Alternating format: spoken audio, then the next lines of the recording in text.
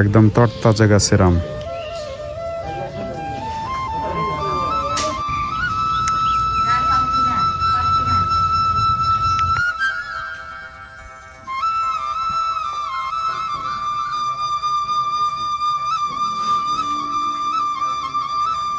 এগুলো কিন্তু এখন দেখা যায় না সহজে। সবাইকে আদাব, সালাম ও নমস্কার। আশা করি সবাই ভালো আছেন। আমরাও মোটামুটি আপনাদের দোয়া ও আশীর্বাদে ভালো আছি। তো একটু আগে তো বললাম যে গতকালকে বাড়িতে গেছিলাম, পরে যে একটা বন্ধু আসছে, তা তার কারণে আবার কলমন্দা আসতে হয়েছে। আর একটা বন্ধু ছিল সেনে কী বলে সুনামগঞ্জ থেকে আসছে, তো সে তাদের বাড়িতে দাওয়াত দিচ্ছে আমাদেরকে। বলছে তোমার যেহেতু বন্ধু আসছে মদন থেকে, তাহলে চলো আমাদের বাড়িতে ঘুরে আসি। তার বাড়ি হচ্ছে এই বর্ডার অঞ্চলেই, তারা হচ্ছে হাজং সম্প্রদায়। আর আরেক বড় ভাই ইশাকা বাড়ি তো দিন দেখছেন, তো তারপর বাইরে ফোন দিলাম, ভাই চলেন পাহাড় অঞ্চল থেকে ঘুরে আসি।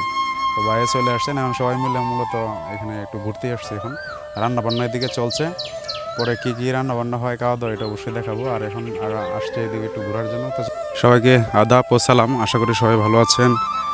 তো আমরা গেছিলাম গতকালকে বাড়িতে, কিন্তু পরে আবার কলমহান্দা আসতে হয়েছে।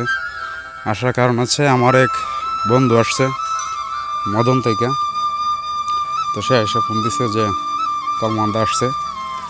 পরে আমি বলতেছি যে বাড়িতে এসে পড়ো, সে বলতেছে বাড়িতে আসবে না, কলমহান্দা একটা দরকারে আসছে। তো পরে আবার তারে সময় দিতে গিয়ে হচ্ছে গিয়ে আসলাম কলমহান্দা। তো এখানে আসার পরে আবার আরেকটা বন্ধু আসছে হচ্ছে সুনামগঞ্জ থেকে, তার বাড়ি কলমহান্দায়, কিন্তু সুনামগঞ্জ এলজিডি অফিসে চাকরি করে। সে বলতেছে তাদের বাড়িতে যাওয়ার জন্য, মানে এখন যেহেতু বন্ধ সবাই তো এলাকায় আসছে, বলছে যে বাড়িতে গিয়ে একটু দেখা করে আসবে সবার সাথে। তো এই জন্য পরে আমার বন্ধু, আমি আর এলজিডিতে চাকরি করে সেই বন্ধু, আরেক বড় ভাই, সবাই মিলে হচ্ছে এখন আমরা আসছি এই বর্ডার সাইডে। এই গ্রামের নাম হচ্ছে গোবিন্দপুর বাজার, কিন্তু বাজারের পাশেই হচ্ছে গ্রাম যেটা, এটা গোবিন্দপুর। কিন্তু এখন যে গ্রামে আছি এটার নামটা আমার সঠিক মনে নেই, পরে জিজ্ঞেস করলে হয়তো পাবো কী নাম। তো চলেন বর্ডার এলাকার সাইডগুলো দেখতে কেমন, গ্রামগুলো বা আশপাশে যে পাহাড় রয়েছে, ছোটো ছোটো ঝর্ণাও আছে, এগুলো দেখানোর চেষ্টা করব।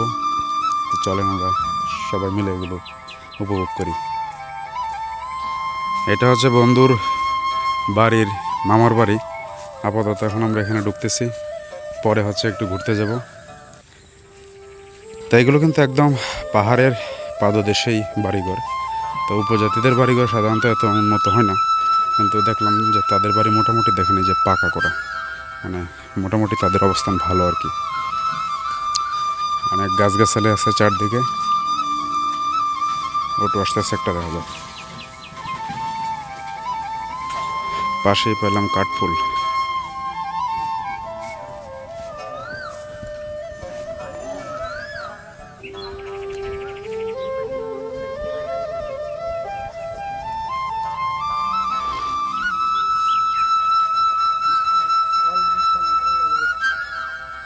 যাইতে যাইতে রাস্তার পাশে যে একটা সুন্দর একটা জিনিস পাইলাম, মাটির ঘর। এখন এগুলো প্রায় দেখাই যায় না ভাই, এখন এগুলো দেখা যায় খুব বেশি একটা না, আগের মতো তেমন দেখা যায় না। আগে একটা ঐতিহ্যবাহী ছিল এই ঘরটা, সবসময় দেখা যেত, মানে এই পাহাড় এলাকায় আসলে, বর্ডার অঞ্চলে। এখন খুব কম, এখন সবাই হচ্ছে টিন টুন দিয়ে হচ্ছে বাড়িঘর তৈরি করে ফেলে। এটা কিন্তু দেখতে একদম অনেক দালানের মতো, কিন্তু মূলত হচ্ছে যে মাটির তৈরি। আমরা হচ্ছে 5 জন সদস্য, না 5 জন না, কয়েকজন 6 জন, সুবীর সহ না। এখন এখানে আছে কয়েকজন, 4 জন, বড় ভাই, মাস্টার, বন্ধু, আমি। এখন আমরা এই যে উত্তর দিকে যাচ্ছি, এদিকে গিয়ে একটু ঘুরে আসবো কি আছে সামনে দেখার জন্য। সকালের দিকে বৃষ্টি ছিল, এখন বৃষ্টি নাই, মোটামুটি দিন ভালো।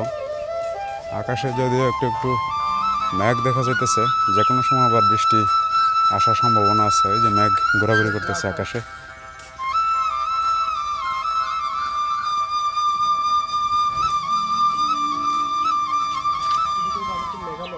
আমরা হচ্ছে শেষের দিকে একদম পাশেই হচ্ছে ছড়া। তো বৃষ্টি থাকলে হচ্ছে ছড়ার মধ্যে পানি থাকে, বৃষ্টি না থাকলে ছড়ায় পানির দেখা মিলে না। এই যে কিছু কিছু পানি দেখা যাইতেছে, এগুলো হয়তো যে রাত্রে বৃষ্টি হয়েছিল, এইসব বৃষ্টির পানি অবশিষ্ট রয়ে গেছে এখানে।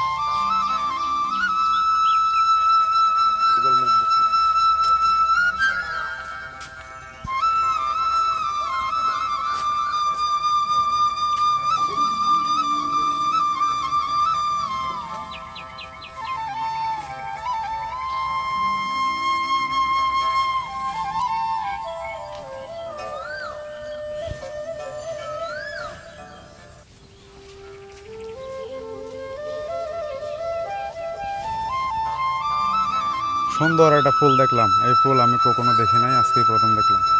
আপনারা যদি কেউ জানেন তাহলে অবশ্যই জানাবেন যে এই ফুলটার নাম কি। একদম গোলাপি কালার, সাথে কিন্তু গাছে আমও আছে অনেক বড় বড়, এখনো পাকে নাই।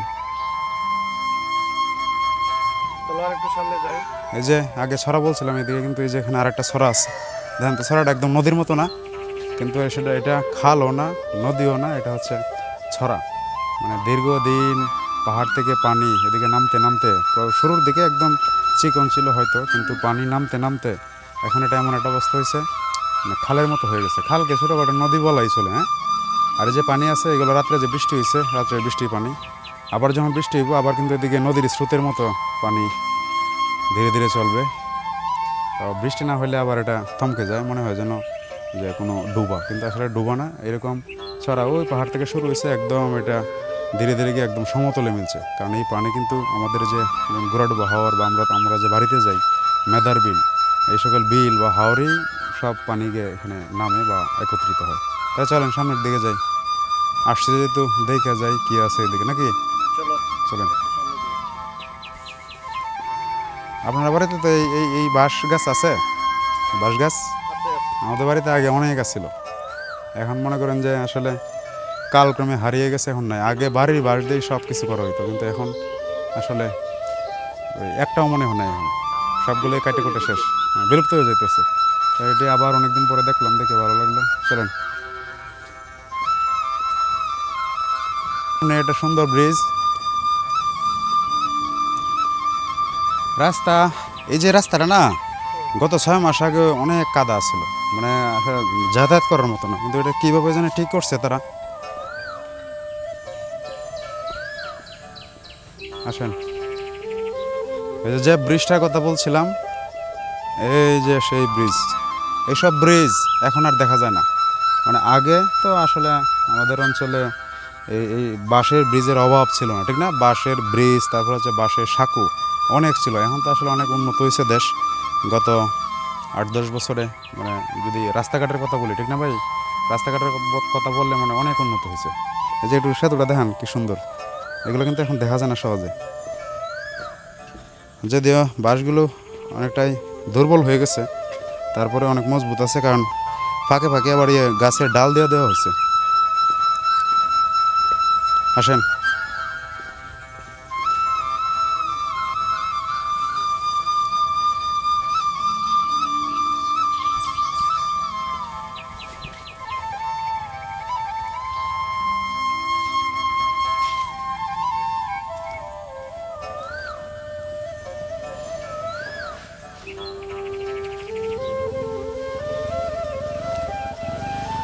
এখন আছি আমরা হচ্ছে একটা বাগানে। এটা তো এই গাছগুলা কি একটু দেখেন তো, মেহগনি গাছ না এগুলো? ওগুলো মেহগনি। মেহগনির বাগান অনেক বড়। আসেন তো ভাই এদিকে দেখি, অনেক বড়। এগুলো যখন বড় হবে তখন বিশাল একটা বাগানে পরিণত হবে। এখন অনেকটাই ছোট ছোট গাছগুলা।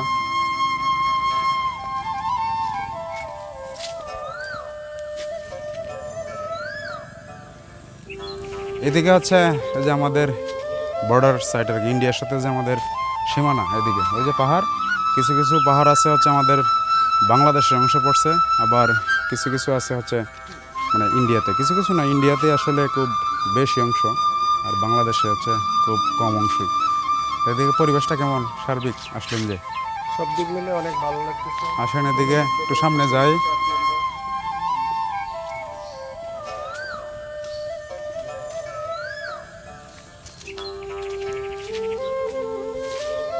এই যে সুন্দর না, সেই সেই একটা ভিউ এদিকে।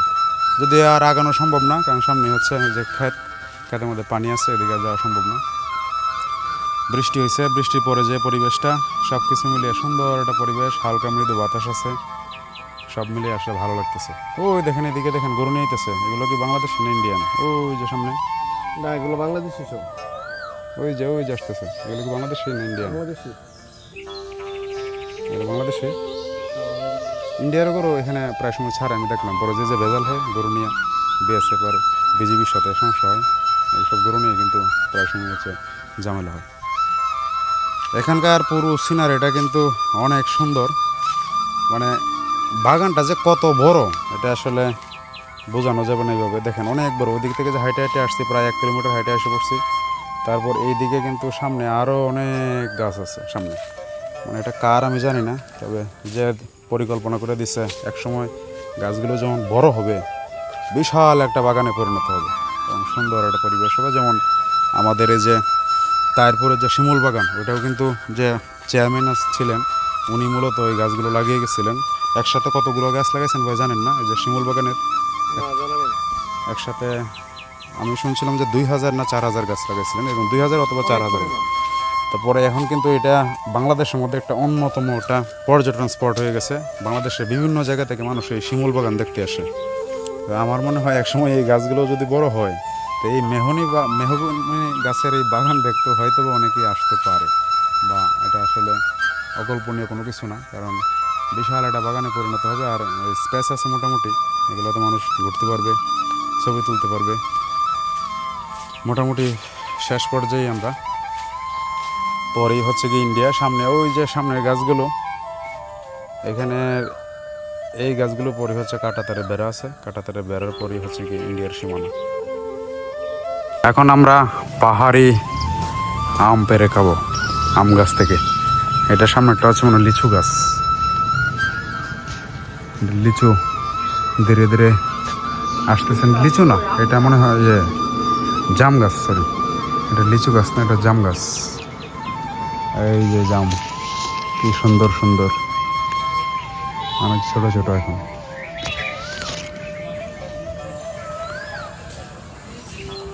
এটা তো কাঁচা কাঁচা আম, এগুলা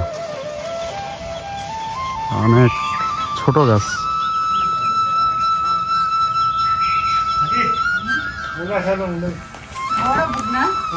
আম তো পাকে নাই, কাঁচা না এগুলা, কাঁচা না।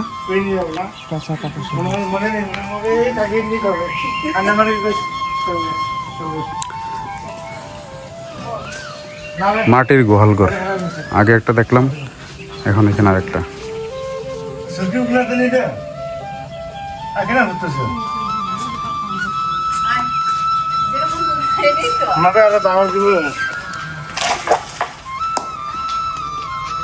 পাকা আছে এটা, পাকা কাঁচা সবই আছে।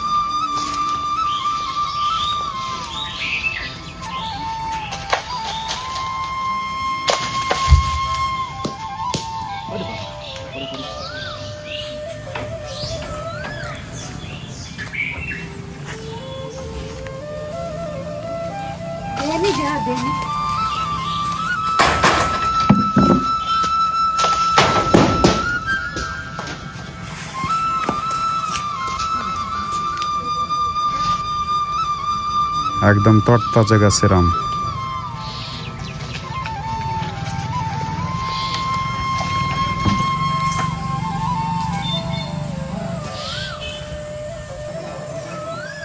এই যে গাছ থেকে আম পাড়ে নিয়ে আসলাম, একদম তরতাজা আম, অনেক মিষ্টি হবে মনে হচ্ছে গ্রানটা। এখানে বেশ মাটির ঘর আছে, এই যে আর একটা মাটির ঘর। আমরা যে আম আরও পারতেছি তাদের জন্য নিয়ে যাবো, তারা হচ্ছে ওই সবুজদের বাড়িতে রয়েছে, আর এটা হচ্ছে সুবীরের মাসির বাড়ি। এখান থেকে আমরা আম নিয়ে যাবো হচ্ছে তাদের জন্য।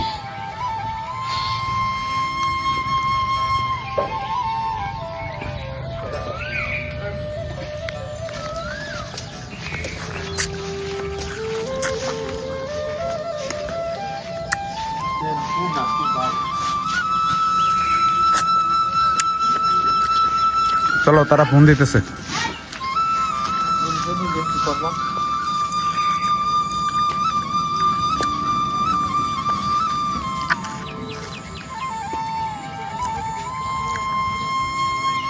টেস্ট হলো সুগুরের বৌদির গাছের আম, মিষ্টি আছে, খুবই ভালো লাগতেছে, খুব ভালো।